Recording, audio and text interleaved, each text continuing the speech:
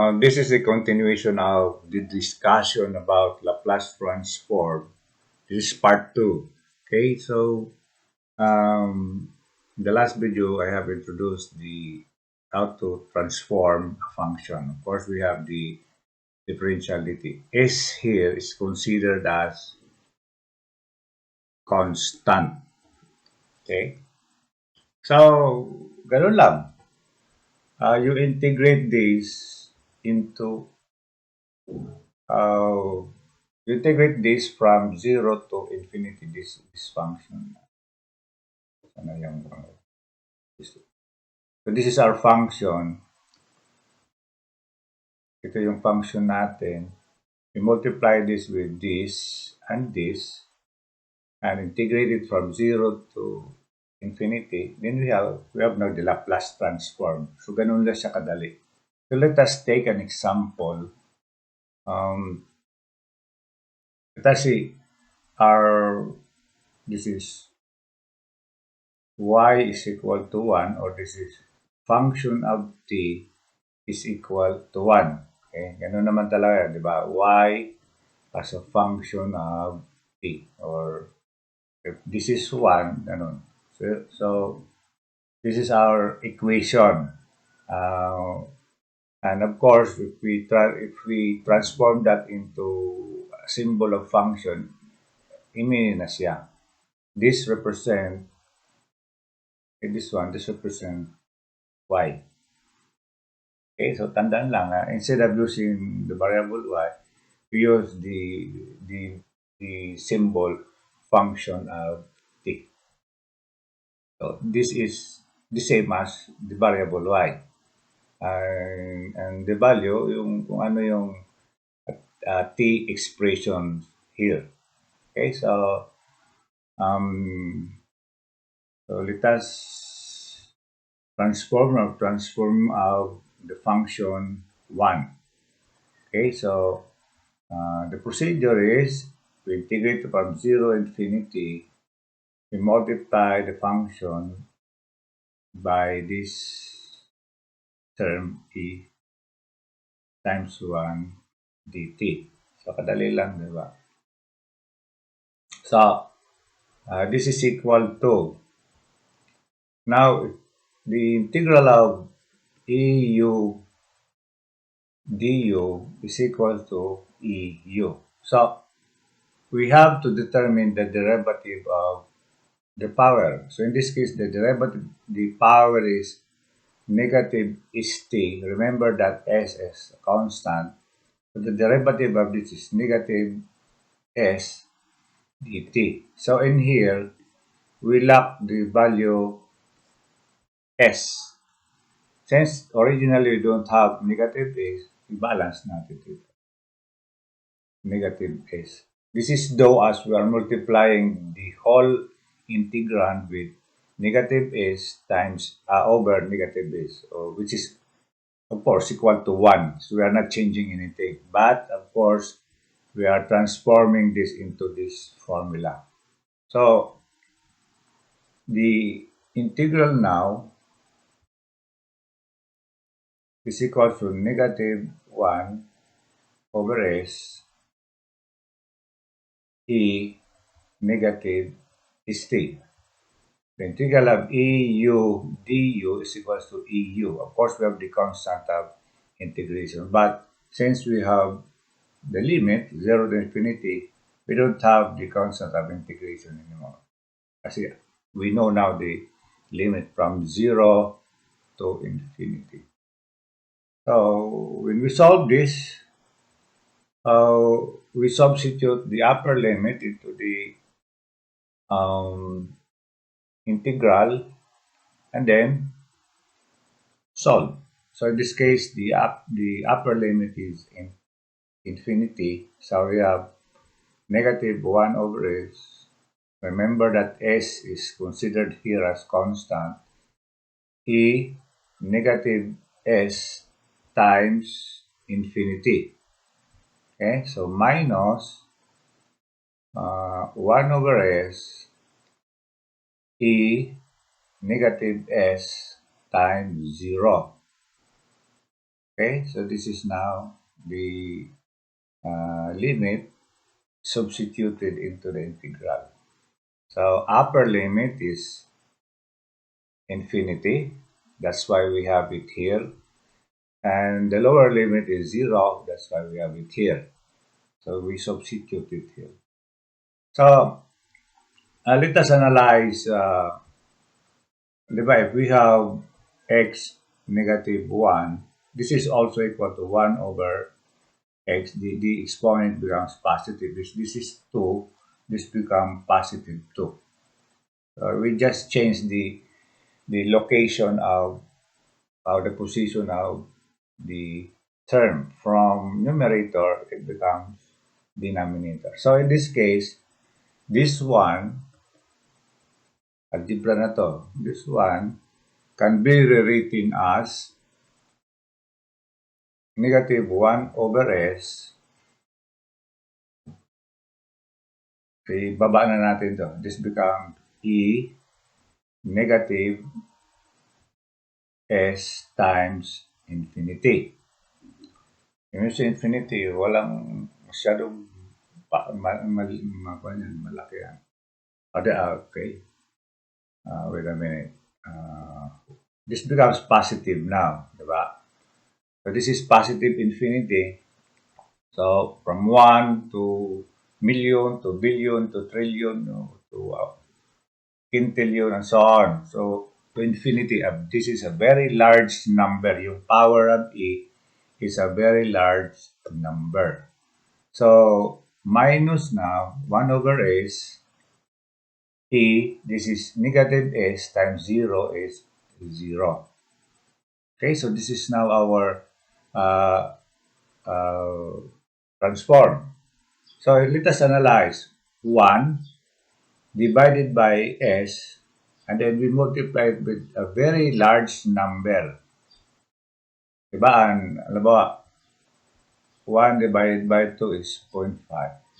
1 divided by 1,000 is 0.0001.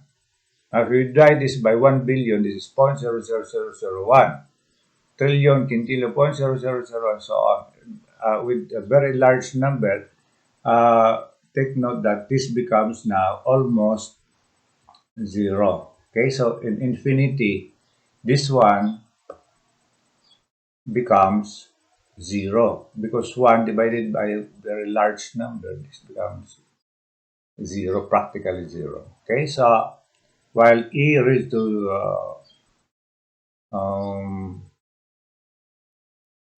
0 is equal to 1.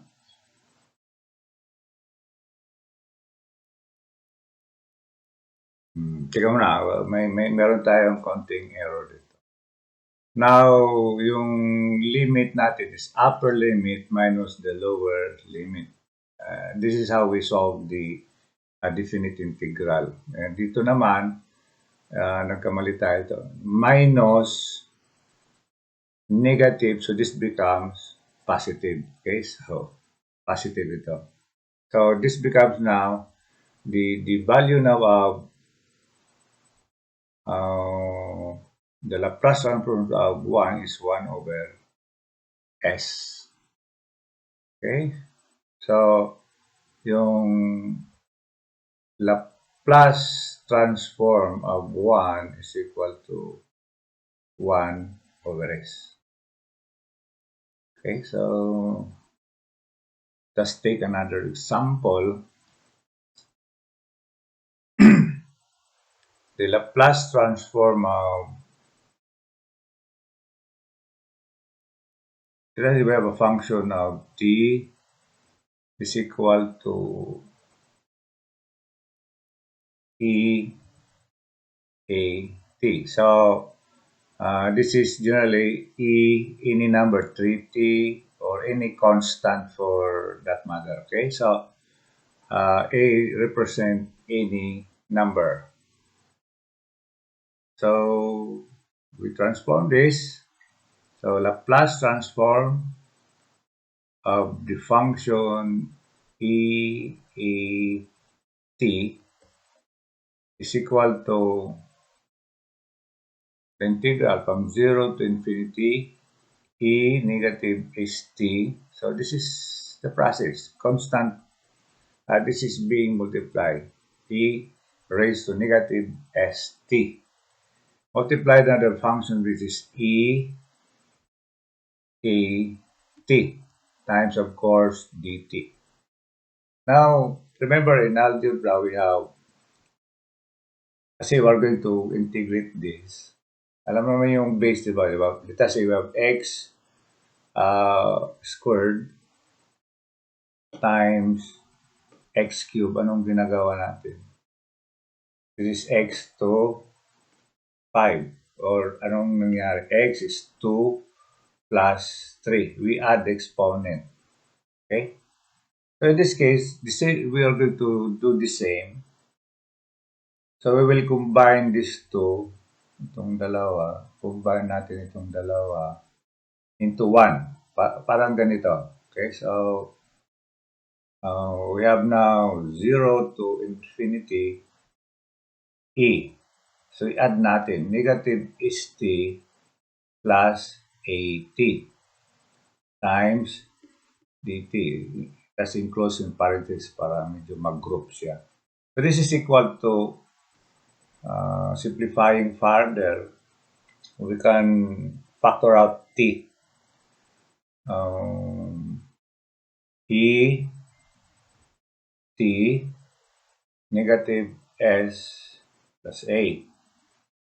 Okay, so actually, for this to be in the form, binabaliktad na lang para maging negative 2. Kasi our purpose here is to divide the number with a big number. So if we have this,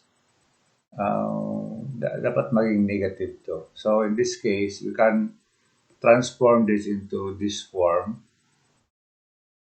E negative t times s minus a. Magpapalit lang yung sign niya. Okay, so we have this.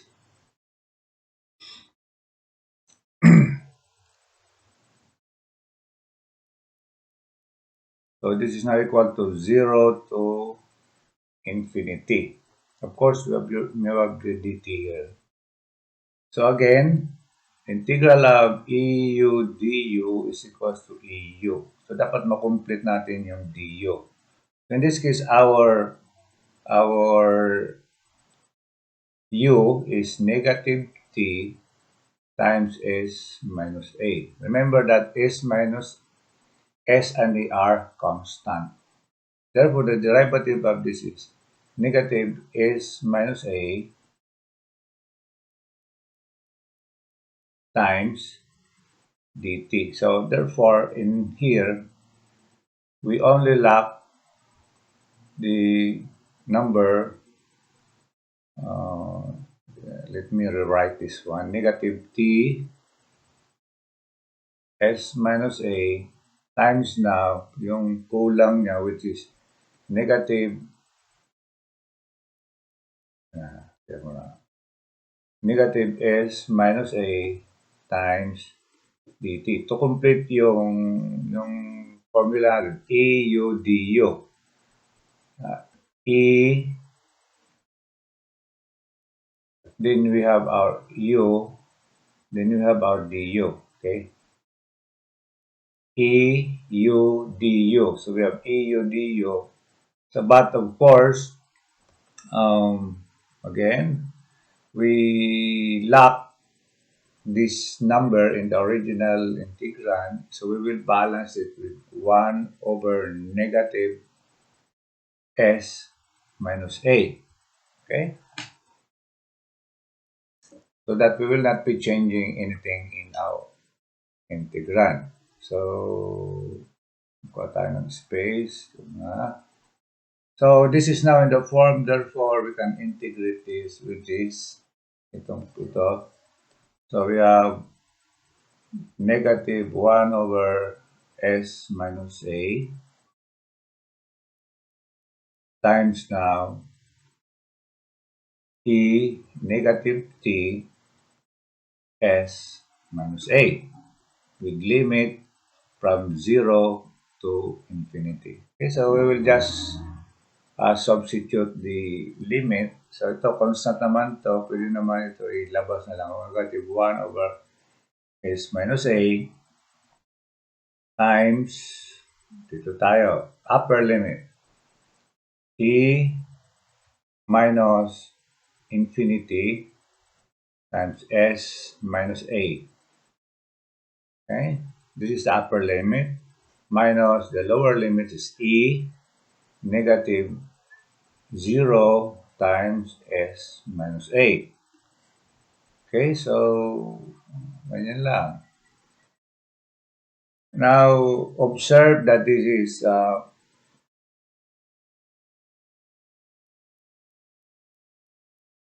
is again, this one, we can rewrite this as 1 over e positive infinity times s minus a. Again, we have the number e raised to a power of infinity, a very large number. So 1 over a very large number, practically this will become 0. Okay, so we have negative 1 over s minus a times now, while this one will become e raised to 0 times this will give us a 0 exponent. Therefore, this becomes 1. E raised to 1, raised to 0 is equal to 1. Therefore, we have negative 1. So, the Laplace transform now is equal to positive 1 over s minus a.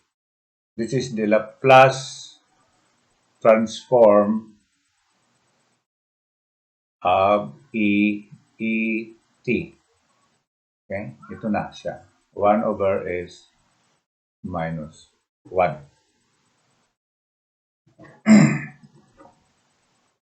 Okay, let us take another example. Then, sundin niya kayo na. Yung mga,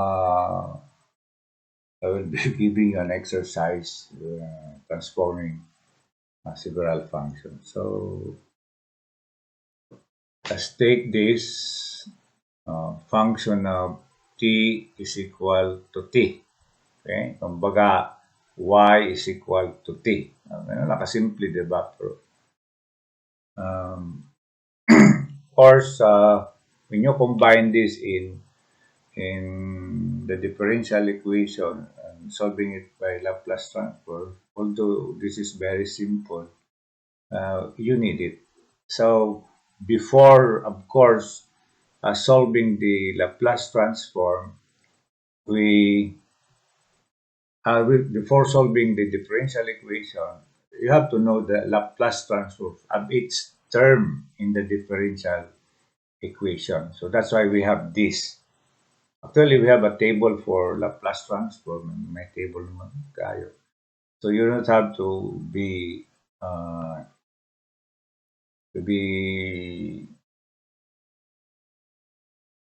determining the Laplace transform of its function when you solve differential equation. So just scan the table and then use it in solving differential equations. So yung iba naman, meron ng computer na naka-program ito, then yan, mas madali na i-apply.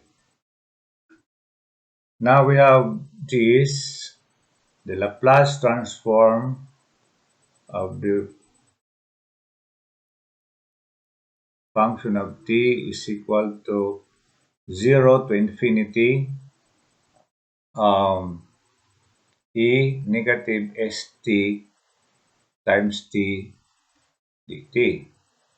Ayan, mapapalaban yung integration natin nito. Diba? We have two variables now, e to negative st, two terms. Pareho may variables and we don't have a direct formula of integrating this kasi nga yung formula lang natin available is eu du. Now, if we take u as negative st, yung derivative natin is negative 5 dt. Ang problema, because we have this t here. Diba? Uh, this is a big problem kasi na wala tayong, we don't have a direct formula in integrating this. But of course, we have a technique of solving this, yung dalawang function. We use the integration by parts. And of course, in selecting the which is u and which is du or db, um, we have to determine the function that can be derived and lower its power. For example, in this case, the formula is u dv is equals to uv minus integral of v du. O kaya, you can have v du is equals to uv minus udv. Pareho lang yan. Some kasi, this is v du. Pwede naman ipalitin yung dalawa. Of course, this was derived from derivative of u times b. So, in here, ito na siya ngayon. So, kailangan lang natin isolve itong dalawa. So, we select which one is u and which one is dv. Now, as I said, you choose u, the function or the term that the power can be reduced. Okay? For example, in this case, t, if you take the derivative of this becomes dt. So, the power from 1, it becomes 0. Anything that is raised to 0 is equal to 1. So, we will select now, let u equals to t and dv equals to e negative st. Of course, we have to solve for this b, du, and u, and b, so that we can solve the integrand. So we need to solve the derivative of this, which is dt. We know we have to solve the integral of this b, which is of course yung eu du. So u is negative st. Kulang lang tayo ng negative is, therefore this is negative 1 over s e negative st. Okay, yung integral of eu du is equal to eu. Ganun lang. Yung balancing natin yung negative 1 over s. So, we are ready now to solve. So, we have now u times b. So, u times b, negative 1 over s, e negative st, minus now ito, the integral of v, ay yung v natin, negative 1 over s, e negative st, and then you have our du, it is dt. Observe that this one, nasa form na siya. Diba? Na-reduce na natin yung, we have eliminated yung t. So this can be solved now. So let us simplify this. Of course, may limit na to from 0 to infinity. Kasi natanggal na natin sa integrand. Okay, infinity. So we have this negative t over s, e negative is t. So negative, ilabas natin yung constant. 1 over s, magiging positive. Okay? Positive 1 over s. Integral of 0 to infinity, e negative is t dt. Now, if we try to analyze this, using this yung integral of EU du, yung u natin is negative st. Yung du is negative s dt. So, if we try to analyze this, we lack the constant s. So, lagyan natin, but balance it here. Okay, times now negative 1 over s. So, balik na naman siya sa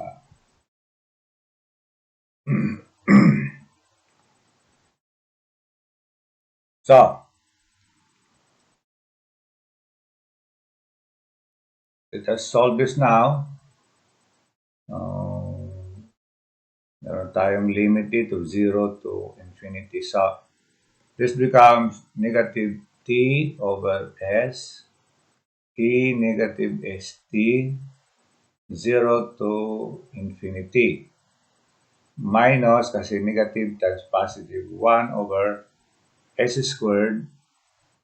So, this is now our integral, negative s t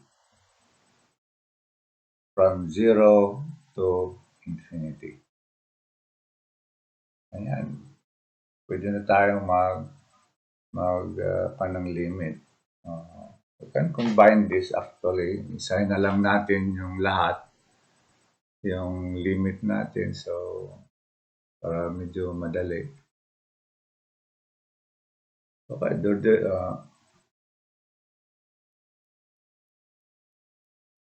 pwede isa-isa na lang na. So, here.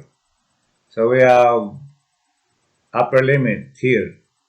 Negative infinity over s times 1. Ito, ibaba natin. E, para maging positive yung power. E s times infinity. Oh, 0 yan, di ba? Minus the lower limit of this. Anong lower limit nito? Separate natin na. Lower limit.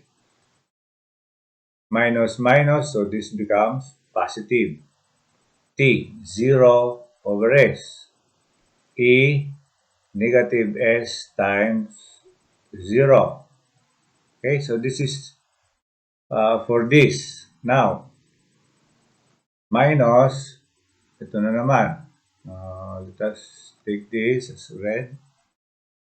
1 over s squared. Okay.